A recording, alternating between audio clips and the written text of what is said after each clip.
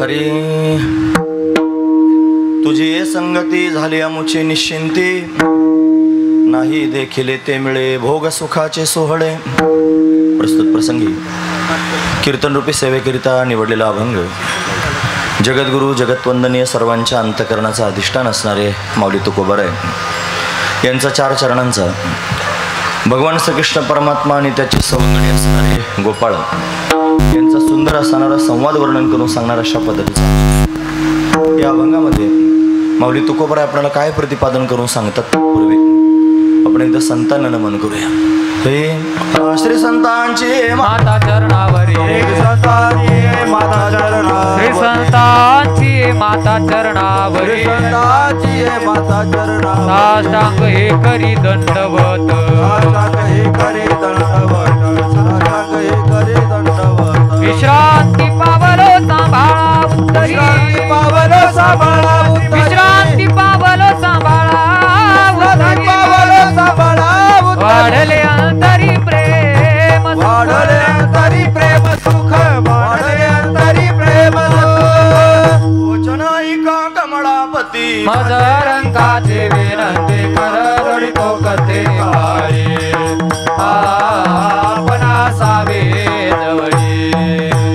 हे वचनाईका कमळापती मदरंगाचे विनंती कर रडितो कथे वारी, आपणा सावे जवळी।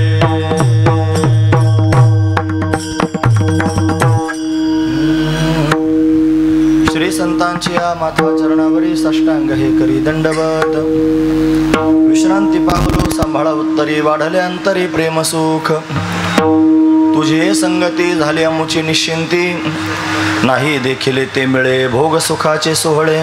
प्रस्तुत प्रतिवर्षीप्रमाणे याही वर्षी संपन्न होत असणारा आपला हा अखंड हरिनाम सप्ताह, या सप्ताहातील असणारी ही काल्याची म्हणजे प्रसादाची असणारी भगवंताची कीर्तन रूपी सेवा ही अकारण करुणा वरुणालय भक्तकाम कल्पद्रुम भगवान पांडुरंग परमात्म्याच्या अथांग करुणेनं त्याच्या दयेनं या सर्व संयोजक मंडळींच्या माध्यमातून आमच्या वाट्याला आलेले आहे। सेवेकरिता निवडलेला अभंग जगद्गुरु तुकोबाराय यांचा आहे। तुकोबाराय अभंगाच्या माध्यमातून हे गोड असणारा संवाद वर्णन करून सांगतायत। काय सांगतायत महाराज? महाराज सांगतात, अनंत कोटी ब्रह्मांडाचा नायक असणारा भगवान जो निर्गुण निराकार आहे, जो अनादि अनंत आहे, जो सत्य स्वरूप आहे, चैतन्य स्वरूप आहे, आनंद स्वरूप आहे असा असणारा परमात्मा जो अव्यक्त आहे तो व्यक्त झाला आणि भक्तांच्या समोर त्यांनी सगुण सुंदर असणारं रूप, साजिर असणारं रूप घेऊन आला आणि तो भक्तांबरोबर लीला करू लागला, त्या भक्तांबरोबर खेळू लागला, उड्या मारू लागला, बागडू लागला, त्यांना विलक्षण असणारं प्रेमसुख देऊ लागला। ते प्रेमसुख गोपाळांना प्राप्त झालं। भगवंताच्या सानिध्यानं, भगवंताच्या प्रेमानं सर्व गोपाळ संतुष्ट झाले। एक संतुष्टीचं ढेकर त्यांच्याकडे त्यांनी पाहायला मिळालं। कोणामुळे झालं असेल? फक्त भगवंताच्या सानिध्यामुळे झालं, भगवंताच्या संगतीमुळे झालं। मग कोणासमोर सांगावं? उपलब्धी त्यांनी सांगायची आहे, मला अमुक अनुभव आलेला आहे परमार्थातला असं सांगायचं आहे, तो कोणासमोरही सांगून चालणार नाही। ज्याला कळतं त्यालाच सांगता येईल, म्हणून ते समजून घेणारं जगात दुसरं कोणीच वाटलं नाही। मग कोण आहे असा? तो परमात्माच आहे, ज्याच्यामुळं हा अनुभव आला, जो त्यांनी दिव्य प्रेम अशा पद्धतीने देतो आहे ते त्यालाच कळू शकतं। म्हणून इतर कोणाला सांगण्यापेक्षा त्याच्यासमोरच त्याचा अनुवाद केला पाहिजे असा विचार मनात घेऊन सर्व गोपाळ भगवंताच्या समोर संवाद साधत आहेत आणि भगवंताला सांगतात, देवा तुझ्या संगतीत आलो, तुझी संगती झाली अमुची निश्चिंती, निश्चिंत अवस्था प्राप्त झाली, कसलीच चिंता राहिली नाही, तुझ्या संगतीत आले ना हे झालं, तुझी संगती झाली अमुची निश्चिंती। नेमकं काय झालं? भगवंतानं विचारलं गोपाळांना, ते म्हणले, देवा नाही देखिले ते मिळे भोग सुखाचे सोहळे, आजपर्यंत जे कधी पाहिलंच नाही त्या सुखाचे सोहळे भोगायलाच मिळाले। भोग सुखाचे सोहळे जे कधीच पाहिले नाहीत ते प्रत्यक्ष भोगायला मिळाले। मग आजपर्यंत ते भोगले नव्हते का? तुम्हाला ते प्राप्त झालंच नाही का? म्हटले, नाही ना देवा, आजपर्यंत आम्ही घरी होतो आणि घरची परिस्थिती जर तुला सांगायचं ठरलं तर घरी ताकाचे सरोवर आणि तुझ्या संगतीत आल्यानंतर येथे नवनीताचे पूर, घरी ताकाचं सरोवर आहे म्हणजे काय विपुलता सांगण्याकरिता सरोवर शब्द वापरला. ताकाचं कुठं सरोवर असतं का? पण एखादी गोष्ट जास्त स्वरूपात सांगायची म्हणलं की मग सरोवर म्हणलं जातं. लोक म्हणतात आम्ही फार दुःखी आहोत. किती दुःख आहे? डोंगरा एवढं दुःख सहन करतो. डोंगरा एवढं कुठं दुःख असतं का? लोक म्हणतात महाराज काय जास्त सांगायचं ना, मग ते त्याच्याकरिता त्याने अहो त्या माणसाची काय उंची वर्णन करून सांगावे म्हणे. काय आहे काय त्यांची प्रतिभा पर्वता समान त्यांची उंची आहे. मग माणूस काय पर्वत एवढा थोडाच असतो. मोठे पण सांगण्याकरिता सांगितलं जातं. तुकोबराय सुद्धा त्याच अनुषंगानं म्हणतात घरी ताकाचे सरोवर येथे नवनीताचे पूर. तुझ्या संगतीमध्ये नवनीताचे पूरच त्यांनी पाहायला भेटत आहेत. लोण्याचे कधी पूर आलेले पाहिले का? नवनीत म्हणजे दूध, दुधाचे कुठं पूर येतात का? पण तरी सुद्धा त्यांनी तुझ्या संगतीत आम्हाला हे विपुल स्वरूपात प्राप्त झालेलं आहे हे म्हणण्याचं तात्पर्य तुकोबरायांचं आहे. म्हणून गोपाळ म्हणतात देवा आता तुझ्या संगतीत एवढं सुख प्राप्त झालेलं आहे, एवढं समाधान प्राप्त झालेलं आहे, एवढी निश्चिंती आम्हाला प्राप्त झालेली आहे. आता जर तुझ्या संगतीतून आम्हाला कोणी दूर जा म्हणलं तरी सुद्धा आम्ही तुला सोडून जाणार नाही. तू का म्हणे आता हे आम्ही नवजो दवडिता, आम्ही नवजो म्हणजे जाणार नाहीत ना. दवडिता म्हणजे त्याने हकलून दिलं तरी सुद्धा देवा तुझ्या संगतीतून आता आम्ही कोणी आम्हाला हकलून दिलं तरी सुद्धा दूर जाणार नाही. का बरं? नाही देखील ते मिळे भोगसुखाचे सोहळे. जे कधी पाहिलंच नाही तुझ्या संगतीमध्ये भोगायला मिळाले, सुखाचे सोहळे त्यांनी भोगायला मिळाले म्हणून आम्ही संतुष्ट आहोत. हा संतुष्टीचा ढेकर सर्व गोपाळ कृतज्ञतापूर्वक भगवंताच्या समोर देत आहे. हा त्यातला विशेष असणारा भाव आहे. असा अभंगाचा सरळ अर्थ पाहण्याचा आपण प्रयत्न केला. हे विठोबा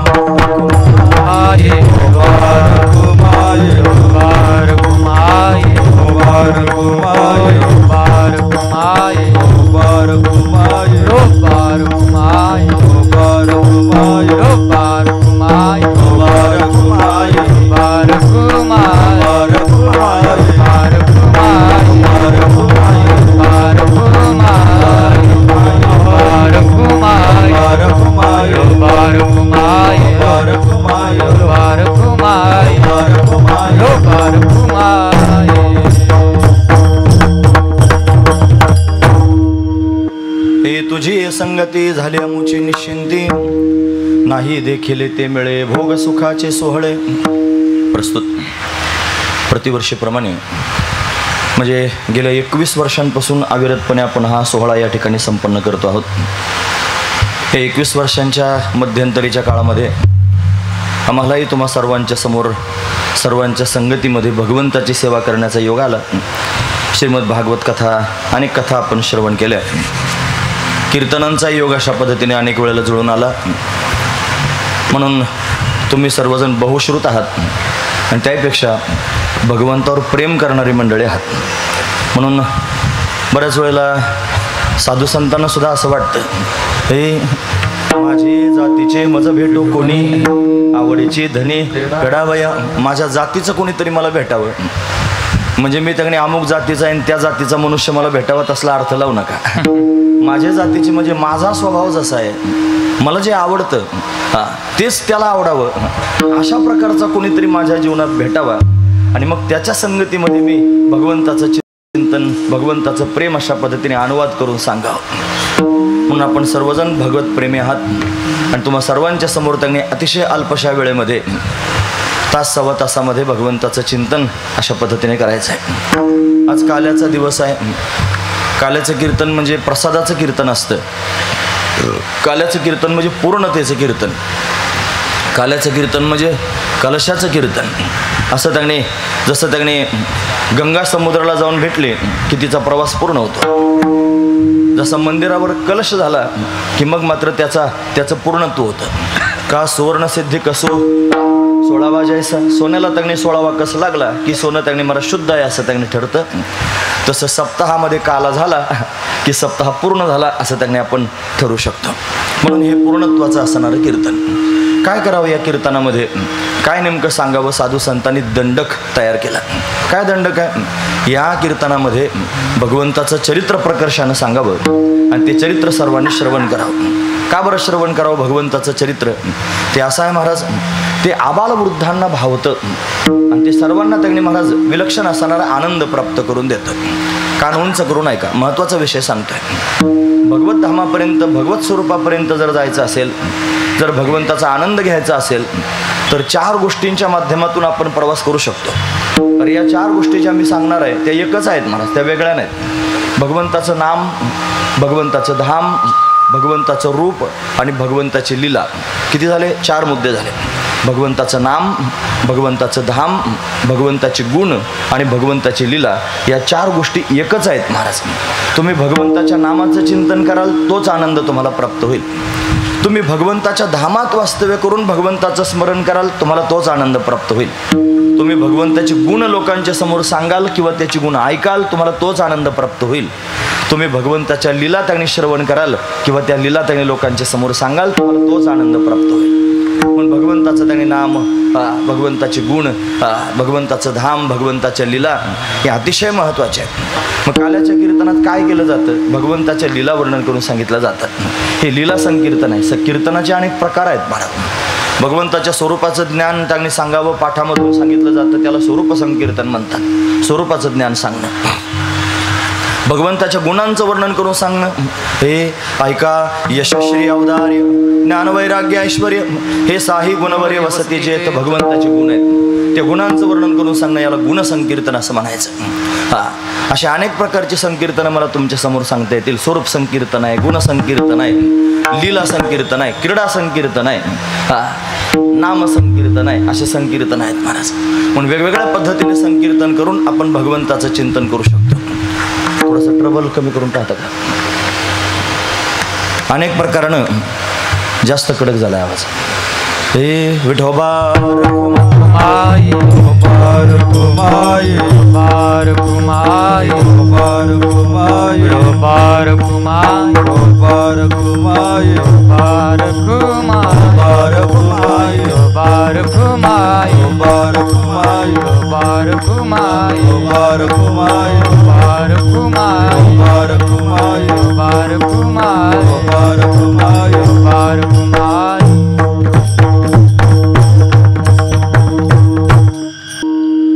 अनेक प्रकारची संकीर्तनं पाहायला मिळतात. त्याच्यामध्ये लीला संकीर्तन पण आहे. म्हणून ते त्यांनी भगवंताची लीला सर्वांच्या समोर वर्णन करून सांगावी. आणि हे सांगत असताना स्वतः त्याच्यामध्ये चिंब व्हावं, स्वतःला विसरून जावं, हा त्यातला महत्त्वाचा विचार आहे. पण 8व्या दिवशी भगवंताचं चरित्र का सांगतात? ते चरित्रच असं आहे महाराज की ते श्रवण करत असताना माणसाला स्वतःचा विसर पडतो.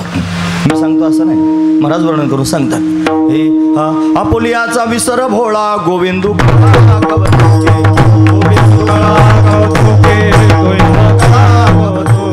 आपुलियाचा विसर भोळा गोविंदू कळा कवतुके गोविंदू कळा कवतुके गोविंदू कळा कवतुके. आपुलियाचा विसर भोळा गोविंद कळा कौतुके गोविंद कळा कौतुके गोविंद कळा कौतुके. आपुलियाचा विसर गोविंदू कळा कवतुके गोविंदू कळा कवतुके गोविंदू कळा कवतुके.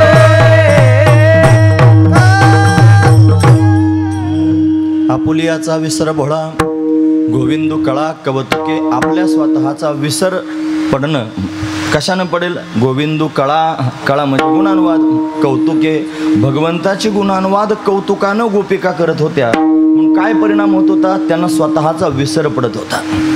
परमार्थ करणं म्हणजे नेमकं काय करणं? परमार्थ करणं म्हणजे स्वतःचा विसर पडणं, याचं नाव आहे परमार्थ. नेमकं तेवढंच आपल्याच्यानं होत नाही. स्वतःचा विसर पडणं याला समाधी असं म्हणतात. तुम्ही समाधी लावायची म्हटल्यानंतर सर्वांच्या डोळ्यासमोर योगी पाहायला भेटत असेल. लगेच समाधी म्हणलं की लोक लगेच मांडी घालून पद्मासनात बसलेला, ध्यान मुद्रेत, ज्ञान मुद्रेत डोळे बंद करून बसणारा योगी डोळ्यासमोर दिसतो, बस समाधी. तेवढ्यालाच समाधी म्हणत नाही.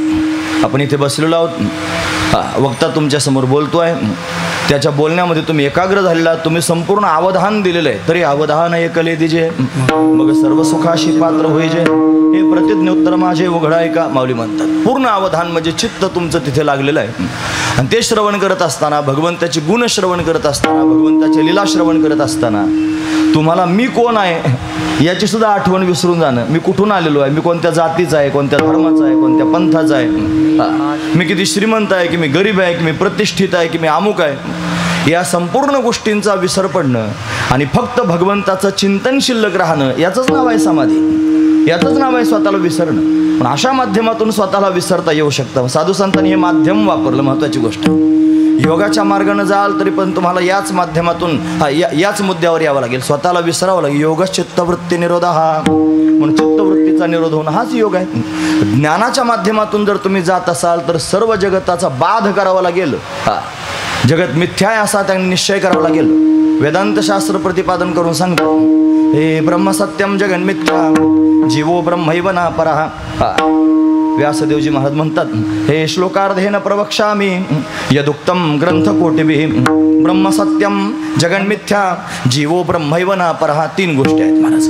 म्हणून त्यांनी अर्ध्या श्लोकामध्ये मी तुम्हाला सांगतो, व्यासदेवजी म्हणतात, जे कोटी कोटी ग्रंथांमध्ये वर्णन करून सांगितलेलं आहे ते मी तुमच्यासमोर अर्ध्या श्लोकात प्रतिपादन करून सांगतो. श्लोकार्धेन प्रवक्ष्यामि यद उक्तम, जे सांगितलेलं आहे ग्रंथ कोटिभिः, कोटी कोटी ग्रंथांमध्ये काय सांगितलेलं आहे, ब्रह्म सत्यम, ब्रह्म सत्य आहे, जगन मिथ्या, संपूर्ण जगत मिथ्या आहे, जीवो ब्रह्मैव न परः, जीव हा ब्रह्मरूपच आहे, तो त्यांनी वेगळा नाही. तो का म्हणे, कैसी केव कोटी जीव निराळ, हे सांगितलं. म्हणून त्या ज्ञानी पुरुषाला सुद्धा ब्रह्मरूप स्थितीपर्यंत जावं लागेल, म्हणजेच बाकीच्या सगळ्या गोष्टीचा त्याला बाध करून टाकावं लागेल, तर त्याला त्या स्थितीत जाता येतं. याच्या प्रक्रिया मी तुमच्या समोर सांगतोय. निष्काम कर्मयोग गीतेमध्ये वर्णन करून सांगितलं. हे कर्मण्येवाधिकारस्ते मा फलेषु कदाचन, असं आपण म्हणतो. म्हणून त्यांनी सर्व कर्म आपण करावीत, पण कर्माच्या फलाची अपेक्षा अशा पद्धतीने करू नये. म्हणून त्यांनी असं कर्म केलं की त्याच्यात अभिमान रहित स्थिती निर्माण होते. मग तो मनुष्य स्वतःला विसरून जातो आणि मग भगवंतापर्यंत त्याला जाता येतं, तदाकार होता येतं. कोणत्याही माध्यमातून जा, तुम्हाला स्वतःचा विसर पाडावा लागेल. का सांगतो, कशाकरिता, लक्षपूर्वक ऐका. जेवढी माध्यमं मी तुमच्या समोर सांगितली ती माध्यमं तेवढी सोपी नाहीत महाराज. योगाच्या मार्गाने जर जाल, अगा योगाची या वाटा जे निघाले गा सुभटा, तया दुःखाचा जी शेलवाटा भगाला, लोखंडाचे चणे बोजरिया पडती खाणे, असं त्याने आपण अनेक प्रमाण पाहू शकतो. म्हणून त्यांनी योगी पुरुषाला फार कठीण परिश्रम करावे लागतात. ज्ञान मार्गाने जर जाण्याचा प्रयत्न करत असाल तर ज्ञान प्राप्त करून घेण्याकरिता अधिकार असावा लागतो. अनाधिकाऱ्याला ज्ञान प्राप्त होत नसतं. आता कुठेही त्यांनी कोणाच्या समोर जाऊन आपण बसलो, त्याने तुम्हाला तत्वमसी महावाक्याचा उपदेश केला, तुमच्या कानामध्ये महावाक्य सांगितलं म्हणजे लगेच तुम्ही उद्धरून जाल असा त्याचा अर्थ होत नाही. त्याच्याकरिता ज्ञानोबारांनी अंडरलाईन करण्यासारखा शब्द वापरलाय. ते म्हणतात, काना वचनाची भेटी सरिसाची पै किरीटी वस्तूची होणी उठी. शेवटचा मुद्दा आहे बरं, कवनो एकू जो. हे कवनो एकू कशाला वापरलं मग? नाहीतर मग कोणी आला असताना त्याला महावाक्य सांगितलं असतं तो मुक्त झाला असता. हे कवनो एकू शब्दाचा अर्थ होतो तो अधिकारी जर असेल तर तो त्यांनी महाराज काना वचनाची भेटी सरिसाची पै किरीटी वस्तूची होणी उठी कवनो एकूच, हा महत्वाचा विचार. त्यांना अधिकारी झालं पाहिजे. ज्ञानार्जन करण्याकरिता अधिकाराची आवश्यकता असते, त्याचा अधिकारी असतो. फक्त व्याख्या सांगतो बघा, नुसती व्याख्याच किती कठीण आहे, मग ज्ञानार्जन किती कठीण असेल तुम्हाला पुढचं आपोआपच कळेल. कोण ब्रह्मज्ञान प्राप्त करून घेऊ शकतो? म्हणजे ज्या मनुष्याने या जन्मी किंवा पूर्वजन्मी निष्काम कर्म आणि निष्काम उपासना करून अंतकरणातील मल आणि विक्षेप हे 2 दोष निवृत्त केलेले आहेत, आणि आवरण नावाचा दोष ज्याच्या चित्तात आहे, आणि आवरण निवृत्तीकरिता जो साधन चतुष्टय संपन्न आहे तोच ब्रह्मज्ञान विचाराचा अधिकारी आहे. ही झाली ब्रह्मज्ञानाच्या अधिकाऱ्याची व्याख्या. ज्याला ब्रह्मज्ञान मिळवायचं तो कसा असला पाहिजे ही त्याची व्याख्या आहे. किती लोकांच्या लक्षात राहिली खरं सांगा? कोणी श्रवण करणारी मंडळी असतील तर त्यांना हे माझं म्हणणं कळत असेल. ज्याने कधी ऐकलंच नाही महाराज, 4-5 हात वरतून जाऊ शकते, मंडपाच्या पण वरून जाऊ शकते व्याख्या, सांगता येत नाही. म्हणून त्या ज्ञानप्राप्तीचा जो अधिकारी आहे त्या अधिकाऱ्याची व्याख्याच जरी एवढी अवघड आहे तर ज्ञानप्राप्तीची साधनं किती अवघड असतील. साधनं ऐकायची का? 10 साधनं आहेत ज्ञानप्राप्तीकरिता. मग बहिरंग साधन सांगितलं, यज्ञादी कर्म आणि उपासना. त्याच्यापेक्षा अंतरंग साधन सांगितलं, विवेक, वैराग्य, समाधी, षटक आणि मुमुक्षत्व. त्याच्यापेक्षा अंतरंग साधन सांगितलं श्रवण, मनन, निधिध्यासन. त्याच्यापेक्षा अंतरंग साधन सांगितलं तत्वम पदार्थ शोधन, म्हणजे श्रीगुरूंच्या समोर जायचं, त्यांनी तत्वमसी महावाक्याचा उपदेश करायचा. त्या महावाक्यात असणारे 3 पद आहेत, तत्पद, त्वमपद आणि आसीपद. त्यातलं तत्पद आणि त्वमपद आहे, त्याला 2 अर्थ आहेत, वाच्यार्थ आणि लक्षार्थ. त्याच्या वाच्यार्थाचा त्याग करायचा आणि लक्षार्थाचं ग्रहण करायचं, भागत्याग लक्षणं करून, आणि मग त्याचं त्याने जीव आणि परमात्म्याचं ऐक्य साधायचं आणि मग ब्रह्मज्ञान व्हायचं. किती अवघड आहे महाराज. म्हणजे बहिरंग साधनं सांगितले, अंतरंग साधन सांगितलं, अत्यंत अंतरंग साधन सांगितलं. एवढ्या कठीण प्रक्रियांमधून जावं लागेल तेव्हा ब्रह्मज्ञान प्राप्त होऊन याचा विसर पडेल. महत्त्वाची गोष्ट आहे, मग त्याचा बाद होईल. म्हणजे योगाच्या मार्गाने जर जात असाल, यम नियम आसन प्राणायाम प्रत्याहार धारणा ध्यान समाधी सामान्य माणसाला जमत नाही. जर ज्ञानाच्या मार्गाने जाण्याचा प्रयत्न करत असाल, त्याच्यात असंभावना उभ्या राहतात, प्रमाण असंभावना, प्रमेय असंभावना, विपरीत भावना, या सगळ्या ओलांडून तिथपर्यंत जावं लागतं. त्या श्रवण मनन निधी ध्यासानानं जातात. पण ज्ञानार्जन सामान्य मनुष्य करू शकत नाही, ज्ञानाशिवाय मोक्ष मिळू शकत नाही. मग काय केलं पाहिजे? कर्म मार्ग जर पाहायचा ठरवलं तर कर्म फार सूक्ष्म आहे, सहजासहजी कर्म करता येत नाही. साधं त्यांनी नेत्राचमन करा म्हणतात गुरुजी आपल्याला. नेत्राचमन पाण्यात बोट बुडवायचं आणि डोळ्याला लावायचं, डोळ्याला पाणी लावा असं ते सहज म्हणतात. हे डोळ्याला पाणी लावायचं असलं तर बचकन बोटं नाही बुडवायचे त्या पातेल्यात, त्या भांड्यामध्ये. ते बुडवले की नख त्याच्यात बुडलं नाही पाहिजे. महत्त्वाची गोष्ट ही, नख जर पाण्यात बुडाली तर त्यांनी महाराज त्याचा दोष आहे. म्हणजे नख न लागू देता त्यांनी पाणी असं बोटांना घ्यायचं 2 बोटाला, मग डोळ्याला अशा पद्धतीने लावायचं, नाही तर दोष लागतो. सूक्ष्मता लोकांना माहीत नाही आणि ही सूक्ष्मता कर्मात आहे महाराज. साधी शिखा आपण मस्तकावर धारण करतो, लोक करीतच नाहीत. आता लोकांना धर्माविषयी बिलकुल त्यांनी आस्था राहिली नाही. खरं सांगतो मी, तुम्ही मुंबईकर चांगले आहात, पण तुम्ही म्हणाल आम्हाला इथं आल्यानंतर चांगलं म्हणतोस का? तसं नाही, मी तिकडं पण तुम्हाला चांगलं म्हणतो. खरं सांगतो मी. कारण खेड्यात आम्ही बऱ्याच वेळ जातो, सगळीकडे लोकांचा परमार्थ पाहतो. काही नाही, त्या परमार्थात अजिबात कळा पाहायला भेटत नाही. तुम्ही तरी फार चांगला परमार्थ करतात. बऱ्याच वेळ इथं कोणाकोणाच्या घरामध्ये जायला भेटतं ना, तिथं देवघर त्यांनी सगळ्यात आधी पाहण्यासारखं असतं. फार श्रद्धेनं त्यांनी सेवा करतात, पूजा करतात, भगवंताचा शृंगार करतात. फार गोड आहे महाराज. नाहीतर त्यांनी कोणाला आवश्यकताच वाटत नाही त्या सगळ्या गोष्टींची. जाऊ द्या, मला कर्म सांगायचं. शिखा सांगत होतो मी, मस्तकावर शिखा असली पाहिजे. आपण जर हिंदू आहोत ना, स्वतःला जर हिंदू म्हणत असलो, आपण सनातन वैदिक आणि हिंदू धर्माची त्यांनी पायिक आहोत. सनातन वैदिक धर्म आहे आपला. ही सनातन वैदिक धर्माची जी परंपरा आहे, या परंपरेमध्ये 16 असणारे संस्कार आहेत. ते सगळेचे सगळे संस्कार आपल्या जीवनामध्ये असावेत. कानूनचं करून ऐका. फार महत्त्वाचा मुद्दा सांगतोय, लाजू नका. कोणाला लाजणार आहात? आणि लाजून काय करणार आहात? आणि ज्यांना लाजतात ते तुम्हाला काय देणार आहेत? ज्यांच्याकरिता तुम्ही लाजून स्वतःचं जीवन त्यांनी धर्मबाह्य त्यांनी जगण्याचा प्रयत्न करत असाल, ते तुम्हाला काय देतील? कष्ट तुम्ही करतात, घाम तुम्ही गाळत आहात, तुमचं जीवन तुम्ही जगत आहात, तुमचं जीवन जगण्याचं स्वातंत्र्य तुम्हाला आहे, तरी पण तुम्ही त्यांच्याकडे पाहून परतंत्र झालेले आहात. म्हणून त्यांनी धर्माचरण करत नाहीत. लक्षात ठेवण्यासारखा मुद्दा आहे. कोणाचा काही विचार करू नका. न लगे चिंता कवनाची. मग आपण त्यांनी आपला स्वधर्म त्यांनी पाळावा. पण स्वधर्मे निधनम श्रेय, परधर्म भयावहा. स्वधर्मे निधनम श्रेय. स्वतःचा धर्म त्यांनी पाळावा. षोडश संस्कार त्यांनी आपल्या जीवनामध्ये असावेत. म्हणजे उपनयन संस्कार आपल्या मुलांचा व्हावा, यज्ञोपवीत संस्कार. त्यांनी मस्तकावर शिखा धारण करावी. लक्षात ठेवा, मस्तकावर शिखा असल्याशिवाय तुम्ही केलेलं कोणतंच कर्म भगवंतापर्यंत जाऊ शकत नाही. कोणतंही कर्म करा, ते कर्म शिखा धारण केल्याशिवाय भगवंतापर्यंत जायचं नाही. म्हणून त्यांनी यज्ञ करा, काय देवपूजा करा, सगळं करा. जर तुमच्या मस्तकावर शिखा नसेल, शेंडी नसेल, तर ते कर्म त्यांनी भगवंतापर्यंत जात नाहीत. लोकांना माहीत नाही महाराज या सगळ्या गोष्टी. कीर्तनातूनच सांगितल्या पाहिजेत. तुम्हाला काल्याचं कीर्तन सोडून हे काय सांगतो? मला काल्याचंच कीर्तन सांगायचं. काल्याचा महिमा तुम्हाला कळायला पाहिजे ना. भगवंताची लीला किती महत्त्वाची आहे, भगवंताची गुणानुवाद किती महत्त्वाचे आहेत, भगवंताची भक्ती किती महत्त्वाची आहे, हे सांगण्याकरिता बाकीचे कठीण त्यांनी गोष्टी सांगून मग मी सोप्या गोष्टीकडे त्यांनी जातोय. लक्ष करू काय का? म्हणून त्यांनी कर्मकांड सहजासहजी जमण्यासारखं नाही. म्हणून त्यांनी योग मार्ग त्यांनी सहजासहजी जमण्यासारखा नाही. ज्ञानमार्ग सहजासहजी त्यांनी महाराज जमण्यासारखा दिसत नाही. मग सामान्य माणसानं धरून जायचंच नाही. सामान्य मनुष्यानं भगवंतापर्यंत जायचंच नाही का? स्वसामर्थ्यानं भगवंतापर्यंत आपल्याला जर या कलियुगात जाता येत नाही. कली न घडे साधन, उचित विधी विधान, न कळे न घडे सर्वथा. अवघ्या वाटा झाल्या क्षीण, कली न घडे साधन. सगळ्या वाटा त्यांनी क्षीण झालेल्या आहेत. म्हणून त्यांनी या सगळ्याच्या सगळ्या क्षीण झालेल्या वाटा साधू संतांनी मोडल्या आणि मोडून राजमार्ग लोकांच्या समोर उभा केला.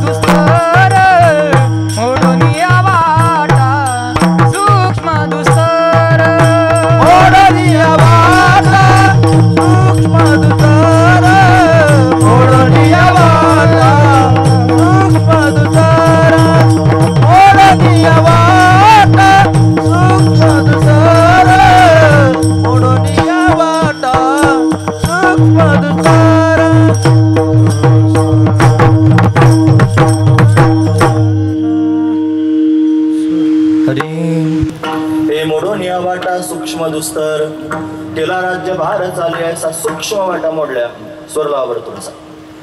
कर्माची वाट ही सूक्ष्म आहे आणि योगाची वाट ही दुस्तर आहे. या दोन वाटा त्यांनी मोडल्या आणि केला राज्य भार चाले असा सर्वांना चालता येईल असा राजमार्ग तयार केला. तो कोणता जर हा असेल राजमार्ग तर भक्तिपंथ बहु सोपा, पुण्य नागव्या पापा, येणे जाणे खेपा, येण्याची एके खंडती, भक्तिपंथ बहु सोपा. फार सोपा मार्ग लोकांना सांगितला. महाराज म्हणतात हे सोपे वर्मा महा सांगितले संती, टाळ दिंडी हाती घेऊन येण्याचा सोपं वर्म त्यांनी संतांनी सांगितलं. हातामध्ये टाळ घ्यावा, दिंडी म्हणजे विणा घ्यावा, पताक त्यांनी घ्यावी, भगवंताच्या छंदात नाचावं, भगवंताला त्यांनी अशा पद्धतीने आळवावं, भगवंताशी संवाद साधावा. इथे त्यांनी बसलेल्या प्रत्येकाला भगवंताशी संवाद साधण्याचा अधिकार आहे महाराज. साधू संतांचं वाङ्मय जर आपण पाहिलं, साधू संतांचे चरित्र जर आपण पाहिले, साधू संतांचा संदेश जर आपण डोळ्यासमोर त्यांनी ठेवला तर आपल्या लक्षात येईल महाराज या सगळ्या संतांनी भगवंताबरोबर संवाद साधलेला आहे, भगवंताबरोबर बोललेले आहेत महाराज सगळे संत.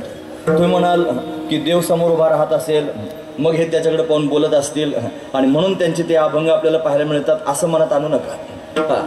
भगवान सगळीकडेच आहे महाराज. भगवान नाही अशी जागाच नाही, सगळ्या ठिकाणी. कोणी जर तुम्हाला विचारलं ना प्रश्न, तुम्ही ऐकतात ना सर्वजण, तुम्हाला जर कोणी एखाद्या मनुष्यानं प्रश्न विचारला की तुमचा देव कुठे राहतो, त्याचं उत्तर त्याला देत जाऊ नका, त्याला प्रतिप्रश्न करायचा. तो जर म्हणला तुमचा देव कुठे राहतो, त्याच्या उत्तराला त्यांनी महत्त्व द्यायचं नाही, परत प्रश्न विचारायचा त्याला सांगायचं सांग आमचा देव कुठं राहत नाही. नाही कळालं तुम्हाला? तो म्हणणं कुठं राहतो म्हणायचं तू सांग आमचा देव कुठं राहत नाही. तो सर्व ठिकाणी हे येरू म्हणे काष्टी पाशानी सकळ आहे वनमाळे जेथे विठ्ठल जळी स्थळी भरला